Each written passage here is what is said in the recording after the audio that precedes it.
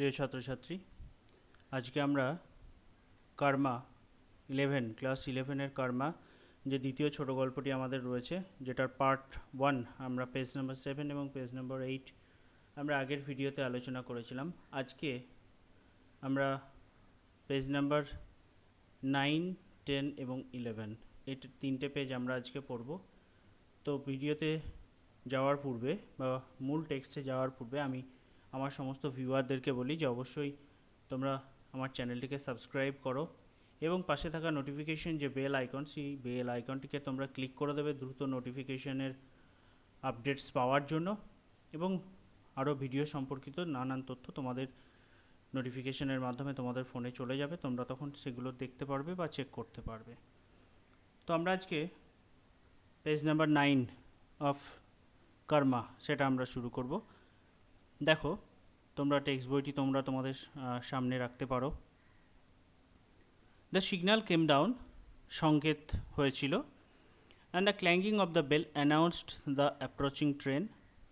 ঘণ্টা বেজেছিল, সেই ঘণ্টাটা ট্রেনের আগমন বার্তা জানিয়েছিল।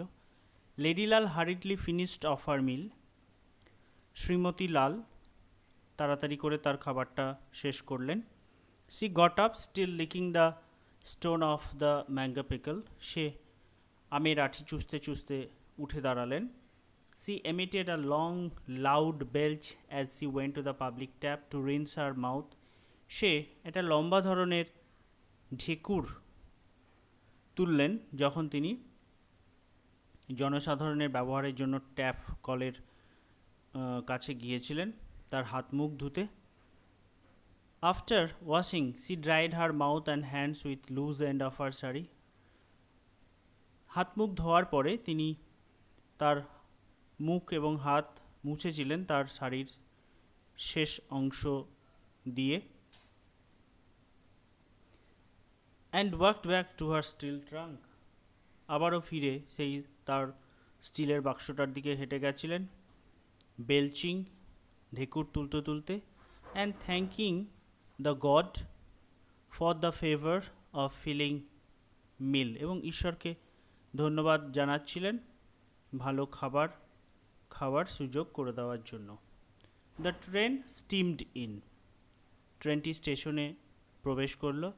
Lakshmi found herself facing an almost empty inter class zenana compartment next to the guards van.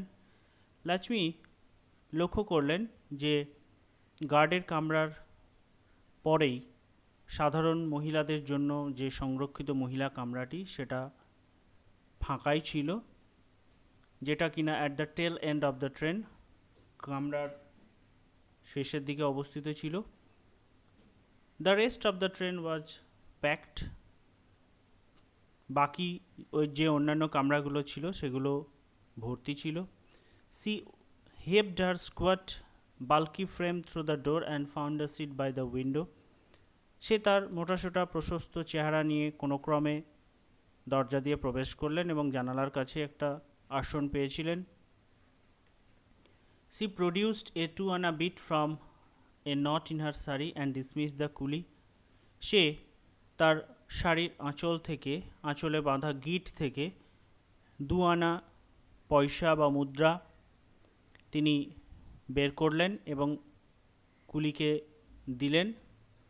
C then opened her betel leaf case. পরবর্তীতে তিনি তার পানের কৌটো খুলেছিলেন। Made herself 2 betel leaves charged with red and white paste, minced betel nuts and cardamoms. দুটো পান তিনি তার পানের ডিব্বা থেকে নিয়েছিলেন। পানগুলোতে কি ছিল? পানগুলো ছিল খয়ের, লাল রেড অ্যান্ড হোয়াইট পেস্ট যেটা বলছে, মিন্সড বেটেল নাটস সুপরি, ছোটো ছোটো করে কাটা সুপরি, কার্ডামামস এলাচ। This she thrust into her mouth till her cheeks bulked on both side. এই দুটো পানকে নিয়ে তিনি মুখের মধ্যে পুরে দিলেন যতক্ষণ পর্যন্ত না তার গালের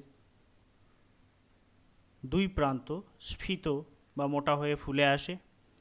দেন সি রেস্টেড হার চিন অন হার হ্যান্ডস। তারপরে তিনি তার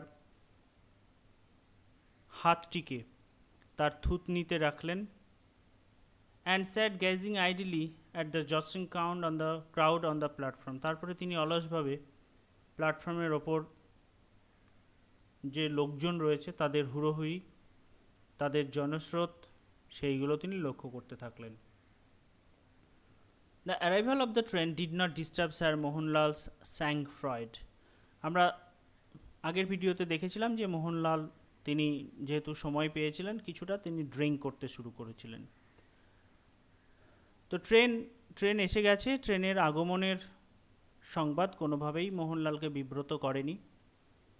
He continued to sip his scotch and ordered the bearer to tell him when he had moved the luggage to the first class compartment. সে তখনও পর্যন্ত চুমুক দিচ্ছিল, পান করছিল এবং তার বেয়ারাকে তিনি আদেশ দিয়েছিলেন যে তাকে যেন জানানো হয় যখন তার সমস্ত কিছু ব্যাগপত্র বা মালপত্র প্রথম শ্রেণীর যে কামরা রয়েছে সেই কামরায় ওঠানো হয়ে গেলে তাকে যেন খবর দেওয়া হয়। Excitement, bustle, hurry were the exhibitions of bad breeding. হুড়োহুড়ি, তাড়াতাড়ি, উত্তেজনা, এই সমস্তগুলো নিচু বংশোদ্ভূত লোকজনেদের লক্ষণ।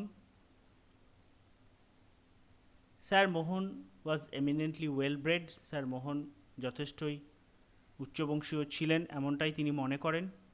হি wanted everything tickety boo and orderly. তিনি সব কিছু খুব নিট অ্যান্ড ক্লিন, পরিষ্কার পরিচ্ছন্ন, গোছানো, এইগুলো তিনি পছন্দ করেন। In his 5 years abroad, Sir Mohan had acquired manners and attitude of the upper class. 5 বছরের বিদেশ ভ্রমণ যখন তিনি করেছিলেন তখন তিনি সমাজের উচ্চ শ্রেণীর মানুষদের আচার ব্যবহার এই সমস্তগুলো তিনি রপ্ত করেছিলেন। হি রেয়ারলি স্পোক হিন্দুস্তানি। তিনি হিন্দি ভাষায় বা হিন্দুস্তানি ভাষায় কথা বলতেন না বললেই চলে। When he did, it was like an Englishman's only the very necessary words and properly anglicized. যদি কোনো সময় প্রয়োজন হতো এমনভাবে তিনি কথা বলতেন যে যেগুলো অনেকটা ইংরেজদের মতনই শোনাতো বা ইংরেজি ভাষার মতনই শোনাতো। But he fancied his English finished and refined, no less place than a University of Oxford. তিনি এমনভাবে ইংরেজি কথা বলার চেষ্টা করতেন বা বলতেন যে যেন কোনোভাবেই মনে হতো না যে তিনি অক্সফোর্ড ইউনিভার্সিটিতে পড়া বা পাঠরত ছাত্রদের থেকে কোনো অংশে কম ভালোভাবে কথা বলছেন। হি ওয়াজ ফন্ড অফ কনভারসেশন। কথোপকথন করতে তিনি খুব পছন্দ করতেন। লাইক এ কালচার্ড ইংলিশম্যান, একজন পরিপক্ক সংস্কৃতবান ইংরেজের মতো। He could talk on almost any subject, top politics people. তিনি যে কোনো বিষয়ের ওপরই কথা বলতে পছন্দ করতেন। সেটা বই হতে পারে, সেটা রাজনীতি হতে পারে, সেটা লোকজন হতে পারে। How frequently had he heard English people say that he spoke like an Englishman. মাঝে মধ্যেই তিনি অনেকজনের কাছ থেকে এটা বলতে শুনেছেন বা ইংরেজরাও এমনটা বলেছেন যে তার কথাবার্তা নাকি অনেকটা ইংরেজদের মতনই বা তিনি কথা বলেন ইংরেজদের মতনই। Sir Mohan wondered if he would be travelling alone. Sir Mohan এটাই ভাবছে মনে মনে যে তাকে কি একাই কামরাতে ভ্রমণ করতে হবে। It was a cantonment and some English officers might be on the train. আশেপাশে একটা সেনা ছাউনি রয়েছে, তো সেক্ষেত্রে অবশ্যই কিছু ইংলিশ অফিসাররা ট্রেনে থাকবেন এমনটা তিনি আশা করছেন। His heart warmed at the prospect of an impressive conversation. যদি সেরকম পরিস্থিতি হয় তাহলে তাদের সঙ্গে একটা খুব জমিয়ে কথোপকথন করতে পারবেন, এটা তিনি মনে মনে ভাবছেন। He never showed any sign of eagerness to talk to English as the most Indians did. তিনি এটাও বলেছেন যে বেশিরভাগ ভারতীয়রা নাকি ইংরেজদের সঙ্গে কথা বলার জন্য খুব উৎসাহ দেখান, তেমনটা তিনি করেন না, এরকমই তিনি মতামত দিয়েছেন। নর ওয়াজ হি লাউড অ্যাগ্রেসিভ অপিনিয়েটেড লাইক দেম। ভারতীয়রা যেরকম উচ্চ স্বর বিশিষ্ট, মানে ভারতীয়রা নাকি খুব জোরে জোরে কথা বলে, অ্যাগ্রেসিভ, খুব আক্রমণাত্মক, অ্যান ওপিনিয়েটেড মতামত আদান প্রদানকারী এইরকম তিনি নন। He went about his business with an expressionless matter of factness, তিনি তার কাজ করতেন ভাবলেশহীন বাস্তববাদী নিয়ে। He would retire to his corner by a window and get out a copy of Times, সে জানালার পাশে গিয়ে বা জানালার পাশে যে আসন আছে সেখানে বসে একটা টাইমস পত্রিকার কপি বের করতেন। He would fold it in a way in which the name of the paper was visible to the others while he did the crossword puzzle. তিনি পেপার টাইমস পত্রিকাটা এমনভাবে ভাঁজ করে রাখতেন যাতে তার সামনে থাকা বা ওই কামরায় থাকা অন্যান্য লোকজনেদের নজরে ওই পেপারের নামটি পড়ে যখন তিনি ধাঁধাটা মেলাবেন, ধাঁধার ছকটি মেলাবেন। The Times always attracted attention, Times পত্রিকাটি সবসময় মানুষজনেদের আকর্ষণ কাটতো বা মনোযোগ কাটতো। Someone would like to borrow it when it was put aside with a gesture signifying I have finished it. কেউ কেউ মাঝে মধ্যে তার পেপারটি ধার নিত যখন তিনি এটাকে ভাঁজ করে পাশে রেখে দিতেন, বোঝাতে চাইতেন যে আমার পড়া হয়ে গেছে। Perhaps someone would recognize his Balliol tie which he always wore while travelling. সম্ভবত কেউ কেউ তার ব্যালিওল টাইটা চিনতে পারত যেটা মাঝে মধ্যেই ভ্রমণকালে তিনি ব্যবহার করতেন। That would open a vista leading to a fairyland of Oxford colleges, masters, dons, tutors, boat racers and rugger matches. এটার ফলে কি হতো, তাদের সামনে বা তার সামনে একটা খোলা দিগন্ত তৈরি হতো যেখান থেকে তিনি fairy land of Oxford colleagues বা কলেজেস, অক্সফোর্ড কলেজের শিক্ষক, সেখানকার মাস্টারমশাই, সেখানকার নৌকাদৌড়, সেখানকার রাগবি খেলোয়াড়রা, সেখানকার বিশ্ববিদ্যালয়ের সভ্য মানুষেরা যারা ট্রেনে যাতায়াত করত, সেরকম কিছু হলে তাদের সঙ্গে কথাবার্তা বলা, কনভারসেশনের জন্য একটা বিস্তর দিগন্ত খুলে যেত। If both Times and the tie failed, যদি টাইমস পত্রিকা এবং ব্যালিওল টাই দুটোই ব্যর্থ হতো, স্যার মোহন উড কৈহে his bearer to get his the Scotch out, sir Mohanlal তখন তার চিরাচরিত ডাক কৈহে বলে তার বিয়ারাদেরকে ডাকত এবং তার জন্য স্কচ আনতে নির্দেশ দিত। Whisky never failed with Englishman, কখনো হুইস্কি এক জাতীয় বিদেশি মদ যেটা কোনো সময় ইংরেজদেরকে ব্যর্থ হতে দিত না। Then followed sir Mohan handsome gold cigarette case filled with English cigarette, তারপরে যেটা দেখা যেত স্যার মোহনলালের সোনার তৈরি সিগারেটের কেস, সিগারেট ভর্তি রাখার পাত্র যেটাতে শুধুমাত্র ইংরেজদের সিগারেট বা ইংলিশ সিগারেট ঢোকানো থাকতো। ইংলিশ সিগারেটস ইন ইন্ডিয়া, ভারতে ইংরেজি cigarette. How on the earth did he get them, পৃথিবীর কোথা থেকে তিনি সেগুলো পেয়েছিলেন। Sure he did not mind, কেউ যদি জিজ্ঞাসা করেন বা তিনি নিজেও হয়তো এমনটা মনে করেননি। And sir Mohan understanding smile, of course he did not, কেউ যদি ওনার কাছে জানতেও চায় যে আপনি কি করে পেলেন বা আপনার কাছে কি করে এলো, অবশ্যই তিনি কোনো কিছু মনে করবেন না। এবং স্যার মোহনলালস আন্ডারস্ট্যান্ডিং স্মাইল, স্যার মোহনলালের হাসিটাই এর মধ্যে ইঙ্গিত ছিল বা উত্তর ছিল যে তিনি এইসব ব্যাপারে কিছু মনে করেননি। But he could use the Englishman as a medium to commune his dear old England, কিন্তু তিনি ইংরেজদের ব্যবহার করতেন কিসের জন্য, তার প্রিয় পুরনো ইংল্যান্ডের সঙ্গে যোগাযোগ স্থাপনের জন্য। Those 5 years of grey bags, grounds of sports blazers and mixed doubles of dinners at the Inn of Courts and the nights at Piccadilly, Those 5 years of grey bags, 5 বছরের ধূসর রঙের ব্যাগ, গাউন্স, খেলার gowns, sports blazer, খেলার blazer, mixed doubles এটা একটা খেলার সঙ্গে জড়িত, লন টেনিস এটা অনেক সময় অপশনে থাকতে পারে কোন খেলার সঙ্গে টার্ম ব্যবহার করা হয়েছে। Diners at the ins of court, ইংল্যান্ডের কোর্টের সময়কার সরাইখানায় কাটানো যে রাত্রিকালীন খাবার। অ্যান্ড নাইটস অ্যাট পিকাডেলি হচ্ছে লন্ডনের রাস্তার ওপরে একটা জায়গা, সেই পিকাডেলিতে কাটানো রাত্রির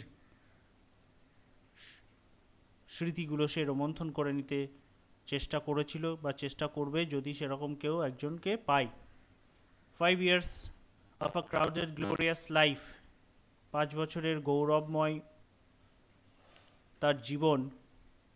worth far more than 45 in India, with his dirty vulgar countrymen, with sordid details of the road to succeed, of nocturnal visit of the upper story, and of his old Lakshmi spelling of sweet and raw onions.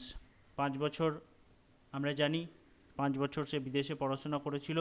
worth far more than 45 in India, ভারতবর্ষে 45 বছর, তাহলে তার বয়স কত হবে? 50 বছর, এটা মনে রাখতে হবে। তাহলে বলছে যে বাইরের কাটানো 5 বছরের গৌরবময় জীবন are worth far more than 45 in India, 45 বছর যে তিনি ভারতবর্ষে কাটিয়েছিলেন তার থেকে অনেক বেশি পরিমাণে ভালো বা গৌরবোজ্জ্বল। With his dirty vulgar countrymen, কাদের সঙ্গে কাটিয়েছে 5 বছর? তার ভারতবর্ষের নোংরা বর্বর দেশবাসী।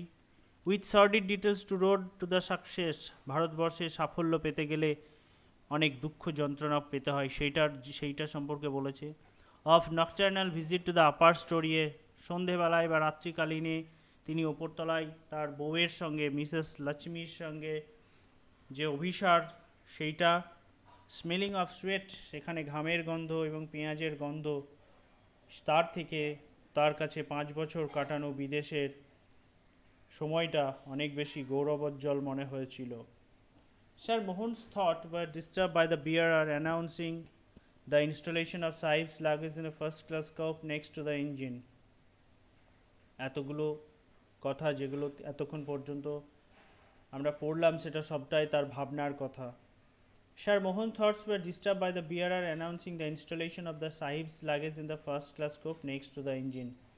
বেয়ারা এসে খবর দিল যে ইঞ্জিনের পরের যে প্রথম শ্রেণীর কামরা রয়েছে সেখানে তার মালপত্রগুলো যথাযথভাবে প্রতিস্থাপন করা হয়েছে।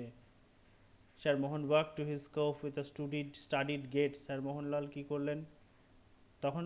তার ওই খবরটা দেওয়ার পরে স্যার মোহনলালের চিন্তাটা কিছুটা বিবৃত হয়েছিল বা বিকৃত হয়েছিল। Sir Mohanlal walk to his coupe with a studied gait, sir Mohanlal খুব সাবধানে পা ফেলে ফেলে তিনি কামরার দিকে এগিয়ে গেলেন। হি ওয়াজ ডিসমেড, সেখানে গিয়ে সে হতাশ হলো। দ্য কম্পার্টমেন্ট ওয়াজ এমটি, কামরাটি খালি ছিল। With a sigh he sat down in a corner, দীর্ঘশ্বাস নিয়ে সে একটা কোনায় বসে পড়ল। And open the copy of Times he had read several times before, এবং সেই টাইমসের একটা কপি সে বের করলো যেটা সে এর আগেও অনেকবার পড়েছিল। Sir Mohan looked out of the window down the crowded platform. Sir Mohanlal জানালার বাইরের দিকে জনবহুল লোকজনেদেরকে দেখছিলেন। His face lit up as he saw two English soldiers strutting along. তার মুখটা একটু জলজল করছিল যখন সে দেখেছিল দুটো ইংরেজ সৈনিক হাঁটতে হাঁটতে কামরাগুলোর দিকে জায়গার জন্য নিরীক্ষণ করছিলেন। Looking in all compartments for room, সমস্ত কামরার দিকে তারা জায়গার জন্য খোঁজ করছিলেন। They had their haversacks slung behind their backs and walked unsteadily. Sir Mohanlal দেখলেন যে তাদের পিঠে বড় বড় ব্যাগ ছিল এবং তারা খুব অস্থিরভাবে হাঁটছিল। Sir Mohan decided to welcome them, sir Mohan মনস্থির করেছিলেন তাদেরকে স্বাগত জানাবে। Even though they were entitle to travel on second class, যদিও তাদেরকে দ্বিতীয় শ্রেণীর প্রতীক্ষালয়ে ঘোরার জন্য বা চাপার জন্য অনুমতি ছিল। He would speak to the guard, প্রয়োজন হলে তিনি গার্ডের সঙ্গে কথা বলবেন। One of the soldiers came up to the last compartment. তাদের মধ্যে একজন শেষ কম্পার্টমেন্টে এলো and stuck his face through the window, জানালা দিয়ে ভেতরের দিকে দেখার চেষ্টা করলো। হি সার্ভেড দ্য কম্পার্টমেন্ট, সে কম্পার্টমেন্ট বা কামরাটা নিরীক্ষণ করলো, দেখলো অ্যান্ড নোটিসড আনঅকুপাইড বার্থ, এবং দেখলো যে অনধিকৃত জায়গা পড়ে রয়েছে। ইরে বিল, হি শাউটেড, সে তার বন্ধুকে বা সে তার সহকর্মীকে চিৎকার করে ডাকলো, ওহে বা ওরে বিল, ওয়ান এরে, একজনকে বা একটি জায়গা দেখতে পাওয়া গেছে। হিজ কম্পেনিয়ান কেম আপ, তার সঙ্গী সাথী এসেছিল, অ্যান্ড অলসো লুকড ইন, সেও ভেতরের দিকে তাকিয়েছিল, and looked at sir Mohan, sir মোহনলালের দিকেও তাকিয়েছিল। Get the nigger out, he muttered to his companion, সে বিড়বিড় করে তার সঙ্গী সাথীকে বলেছিল যে এই কৃষ্ণাঙ্গটাকে বের করে দাও। They opened the door and turned to the half smiling half protesting sir Mohan, তারা দরজাটি খুলল এবং আধো হাসি এবং আধো প্রতিবাদী স্যার মোহনের দিকে তাকিয়েছিল। রিজার্ভড, ইয়েল বিল, বিল চিৎকার করে বলল সংরক্ষিত, মানে বিল জানতে চাইল কামরাটি রিজার্ভ কম্পার্টমেন্ট কিনা। জানতা রিজার্ভড, সে বলল army force, exclaimed Jim, Jim চিৎকার করে বলল সংরক্ষিত সেনাবাহিনী ফৌজ। Pointing to his khaki shirt, তার খাকি পোশাকের দিককে নির্দেশ করে বলল একদম যাও, গেট আউট, একদম যাও, বেরিয়ে যাও। আইসে surely protested sir Mohan in his Oxford ancient, আমি বলছি নিশ্চিতভাবে, স্যার মোহনলাল তার অক্সফোর্ডের ধাঁচ মেশানো ভঙ্গিতে প্রতিবাদ করলেন। দ্য সোলজার্স পজড, সৈনিকেরা কিছুক্ষণ থামল। It almost sounded like English, তার কথাবার্তাটা ইংরেজদের মতনই শোনাচ্ছিল। But they knew better than to trust their inebriated ears, কিন্তু তারা তাদের মত্ত বা মাতাল কানকে বিশ্বাস করতে পারল না। The engine whistled and the guard waved his green flags, ইঞ্জিনটা সিজ দিল এবং ইঞ্জিনটা হুইসেল দিল, বাঁশি দিল, এবং গার্ড তার সবুজ পতাকা নাড়তে থাকলেন। They picked up sir Mohan's suitcase and flung it on to the platform, তারা স্যার মোহনলালের সুটকেস তুলল এবং ছুঁড়ে প্ল্যাটফর্মে ফেলতে থাকলো। Then followed his thermos flask, briefcase, bedding, the Times, আস্তে আস্তে তার থার্মোস ফ্লাক্স, তার ব্রিফ কেস, তার বিছানাপত্র এবং টাইমস পত্রিকা। Sir Mohan livid with rage, sir Mohan খুব রেগে লাল হয়ে উঠলেন। Preposterous, he shouted hoarse with anger, অযৌক্তিক বলে সে চিৎকার করে উঠল, I will have you arrested. Guard, সে গার্ড বলে চিৎকার করলো এবং বলল যে আমি তোমাদের গ্রেপ্তার করাবো। Bill and Jim paused again, Bill এবং জিম পুনরায় থামলেন। It did sound like English, but it was too much of the King's for them. Bill এবং জিম পুনরায় দাঁড়ালো, কিন্তু এটা তাদের কাছে আবারও ইংরেজদের মতো শোনাচ্ছিল। But it was too much of the King's for them, কিন্তু এটা তাদের কাছে একটু বেশি রাজকীয় মনে হচ্ছিল। Keep your ruddy shout, mouth shut, তোমার মুখ বন্ধ রাখো। And Jim struck sir Mohanlal flat on the face, Jim sir মোহনলালের মুখে সজোরে মারল। The engine gave another whistle, ইঞ্জিনটা আবারও একটি বাঁশি দিল। And the train began to move, train চলতে শুরু করলো। The soldiers caught sir Mohan by the arms and flung him out of the train, সৈনিকরা স্যার মোহনলালকে হাত দিয়ে ধরল এবং ট্রেন থেকে ফেলে দিল। হি রিলড ব্যাকওয়ার্ডস, যখন ফেলে দিল সে পিছনের দিকে সরতে থাকলো। ট্রিপড অন হিজ বেডিং, আবারও সে তার বিছানার ওপর আছড়ে পড়ল। অ্যান্ড ল্যান্ডেড অন দ্য সুটকেসের ওপরে বসে পড়ল। টুডল ও, শুভ বিদায়, good bye. Sir Mohan's feet were glued to the earth, sir Mohanlal বাক্যহারা হয়ে পড়লেন এবং তার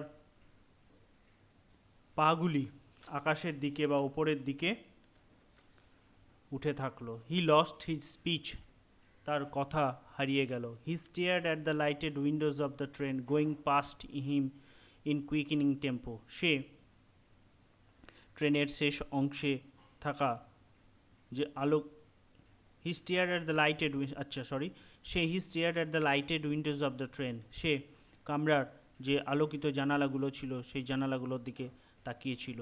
going past him in a quickening tempo, যেটা খুব দ্রুত গতিবেগে তার পাশ দিয়ে চলে যাচ্ছিল। যেহেতু সে প্রথম কামরায় ছিল সেই জন্য সে গোটা ট্রেনটার আলোকিত অংশটাই দেখতে পাবে।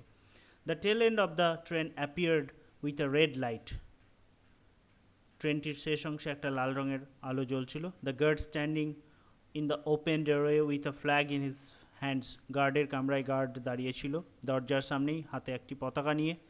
In the inter class zenana compartment was Lakshmi, মেয়েদের জন্য সংরক্ষিত সাধারণ কামরাতে লক্ষ্মী ছিল বসে। ফেয়ার অ্যান্ড ফ্যাট, পরিষ্কার এবং মোটামুটি সুন্দর ছিল। On whose nose diamond ring glistened against the station light, তার হীরের যে নাকচাবি ছিল সেই নাকচাবিতে স্টেশনের আলো পড়ে নাকচাবিটা জলজল করছিল। Her mouth was bloated with betel saliva which she had been storing up to spit as soon as the train had cleared the station, সে আমরা আগেই দেখলাম সে দুটো পান একসঙ্গে মুখে ঢুকিয়ে রেখেছিল। সেই পানের যে পিক বা পানের যে লালাটা সে সেইটা মুখে সঞ্চারিত করে রেখেছে, কারণ ততক্ষণ পর্যন্ত সে ওই পানের পিকটা ফেলবে না যতক্ষণ পর্যন্ত না ট্রেনটি স্টেশনটা ছেড়ে চলে যায়।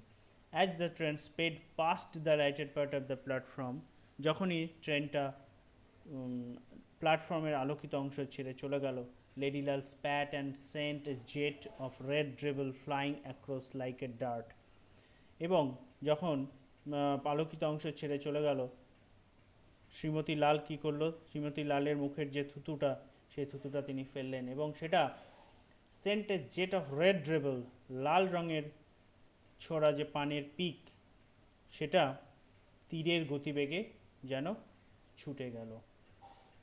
তাহলে প্রিয় ছাত্রছাত্রী, আমরা শেষ করলাম ক্লাস 11-এর second prose, second short story Karma. তাহলে আমরা দেখলাম এখানে যেমন কর্ম তেমন ফল, যাদের জন্য স্যার মোহনলাল নিজের দেশ নিজের মানুষজনদেরকে আন্ডার এস্টিমেট করেছে, অপমান করত, আজকে তারাই তাকে ট্রেন থেকে বের করে দিয়েছে, ফেলে দিয়েছে। তাহলে আমি প্রথমেই যে ভিডিওটাতে বলেছিলাম যে যেমন কর্ম তেমন ফল, এই যে প্রবাদটি রয়েছে সেই প্রবাদটি আমাদের শেষে এসে পুরোপুরিভাবে মিলে গেল। তাহলে টাইটেল যেটা রয়েছে কর্মা, সেটাও আমাদের যথাযথভাবে অ্যাপ্রোপ্রিয়েট। আশা করি তোমরা বুঝতে পেরেছো। তোমাদের কেমন লাগলো ভিডিও অবশ্যই তোমরা কমেন্ট করে আমাকে কমেন্ট বক্সে জানাবে। তোমাদের কমেন্ট আমাকে আরও বেশি পরিমাণে ইন্সপায়ার করবে। আজকের মতন এখানেই শেষ করছি। ধন্যবাদ।